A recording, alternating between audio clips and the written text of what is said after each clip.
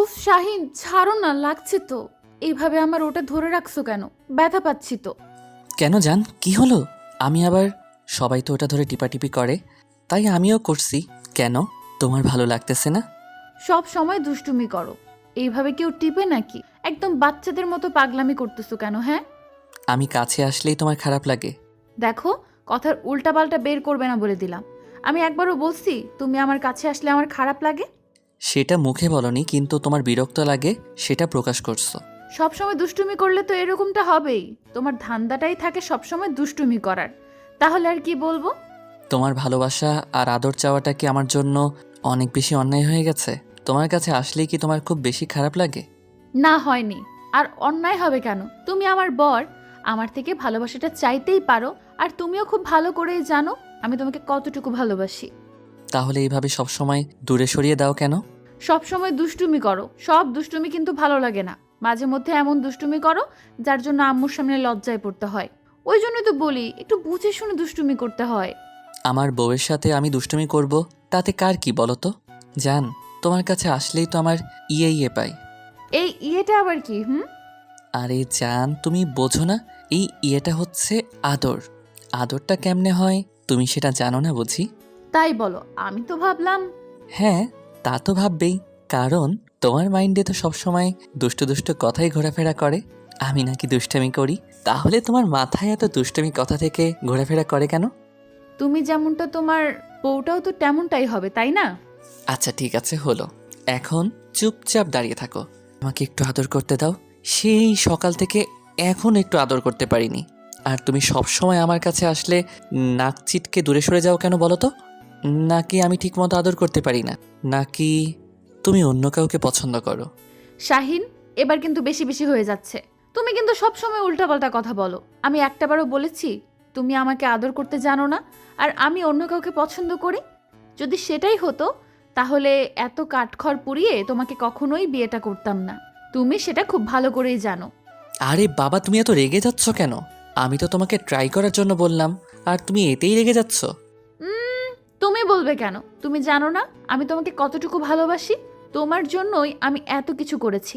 তারপরেও যদি তুমি বলো আমি অন্য কাউকে ভালোবাসি, তাহলে আমার ব্যর্থতা যে তোমাকে বোঝাতে পারলাম না কতটুকু ভালোবাসি তোমাকে।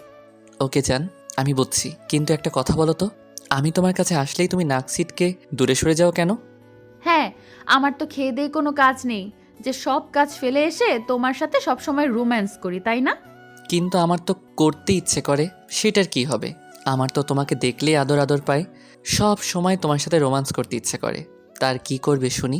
নিজেকে একটু সামলে রাখো। এরপর তো বেবি আসলে তার সামনেও এসব করতে শুরু করে দিবে। তুমি কি পাগল পেয়েছো? এত তাড়াতাড়ি আমি বেবি নেব?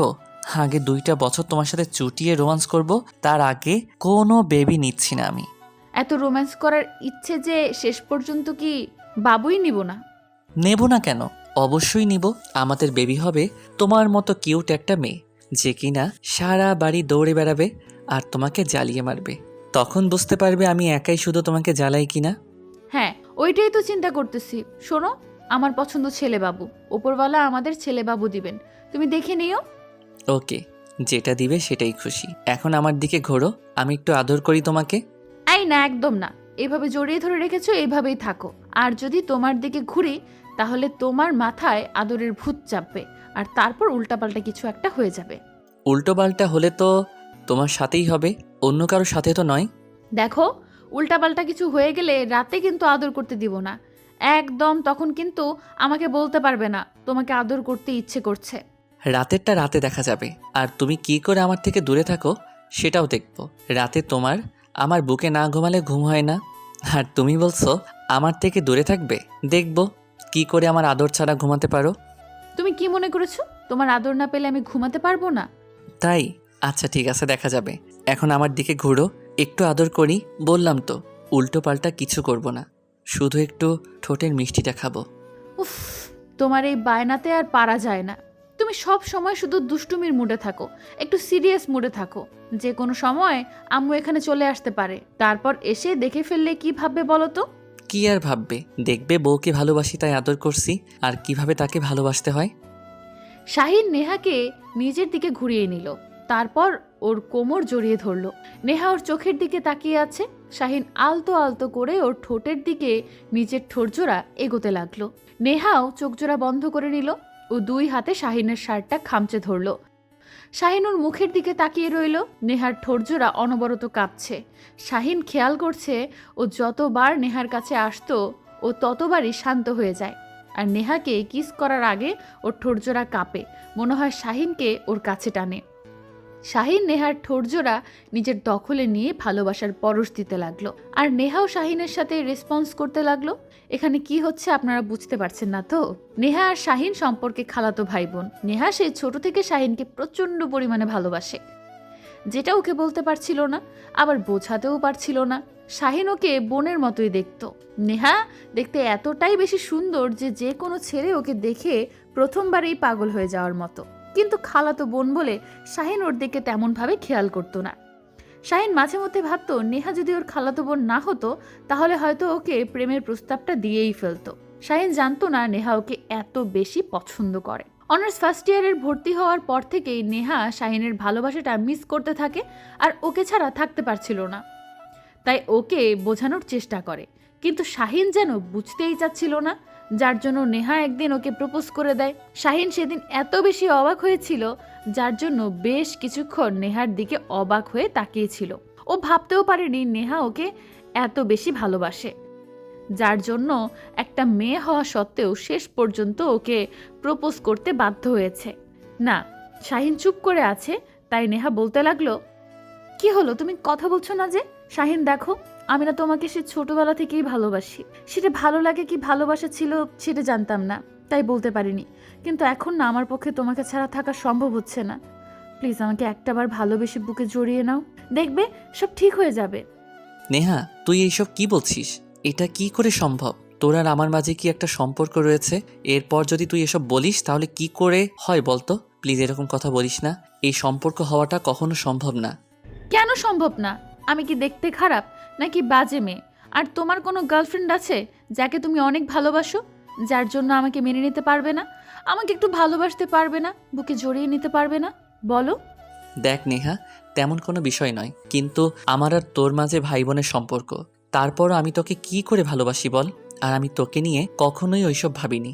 দেখ, আমার পক্ষে সম্ভব না তোকে ভালোবাসা, আর আমি এসব ভাবতেও চাই না।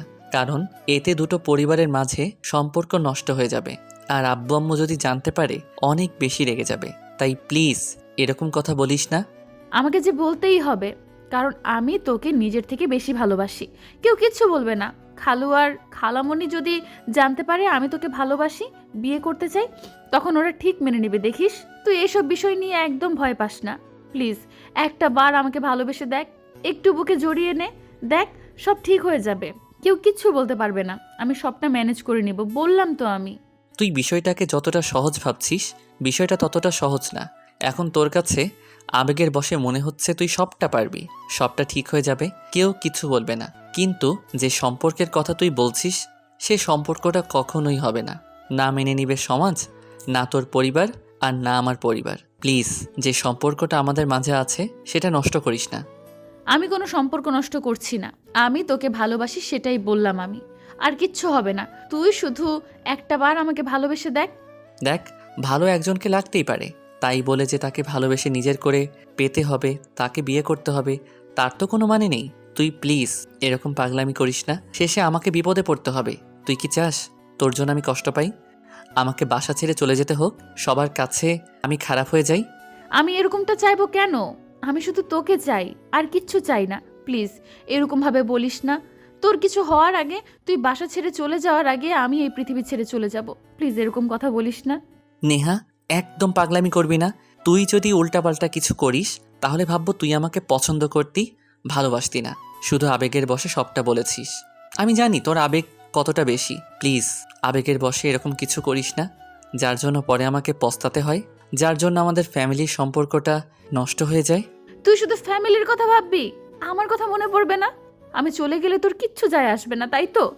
আমি যে তোকে সেই ছোটবেলা থেকে ভালোবাসি, তোর জন্য এতগুলো ছেলে আমাকে প্রপোজ করতো। প্রপোজ করার পরেও আমি সবাইকে ফিরিয়ে দিয়েছি। আমি শুধু বলেছি তুই আমার বয়ফ্রেন্ড।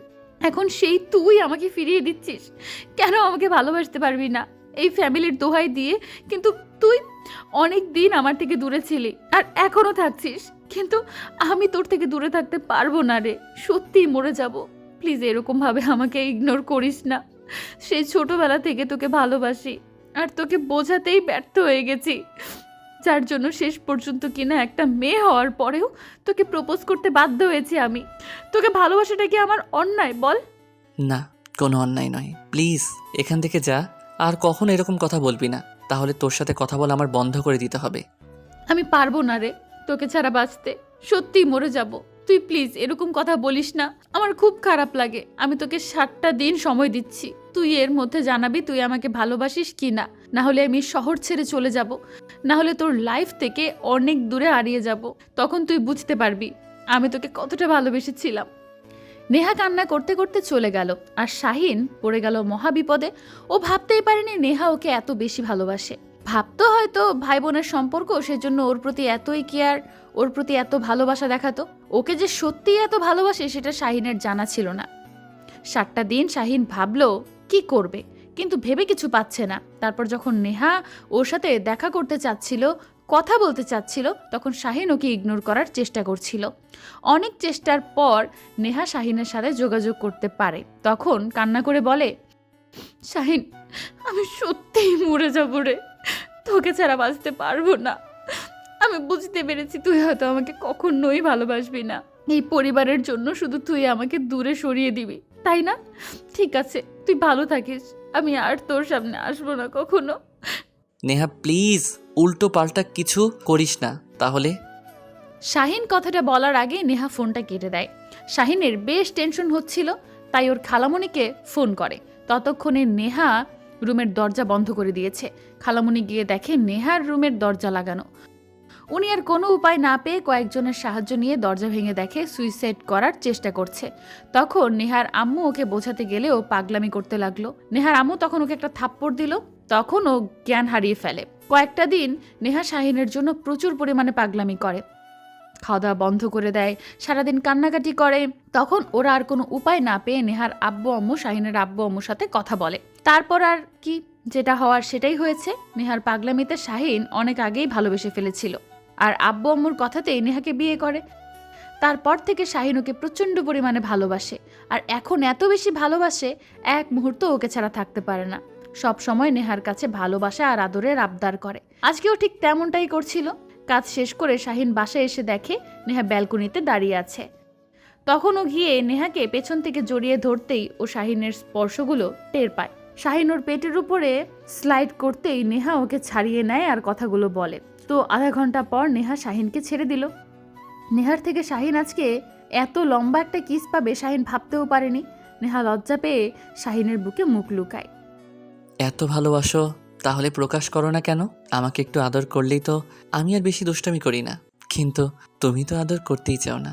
আমি ওর জন্যই করি না, তাতে সবসময় তুমি আমার কাছে আদরের আবদার করো, আমার সাথে দুষ্টুমি করো। আমি চাই আমার পাগলটা সবসময় আমাকে এভাবেই ভালোবাসো। এই জন্য বুঝি বলো যে আমি দুষ্টুমি করি, তাই তো? যেন দুষ্টুমিটা একটু বেশিই করি। আমি তো সবটাই বুঝে গেছি। কে না চায় ভালোবাসার মানুষটার কাছ থেকে এরকম দুষ্টুমি খুনসুটি আর ভালোবাসাগুলো? নাকি তুমি চাও না আমাকে এমন করে ভালোবাসতে? কে বলছে চাই না?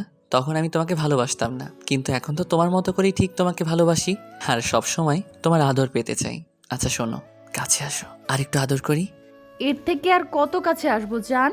যতটা কাছে আসলে একজন আরেকজনের থেকে হারিয়ে যাওয়া যায় না, ততটা।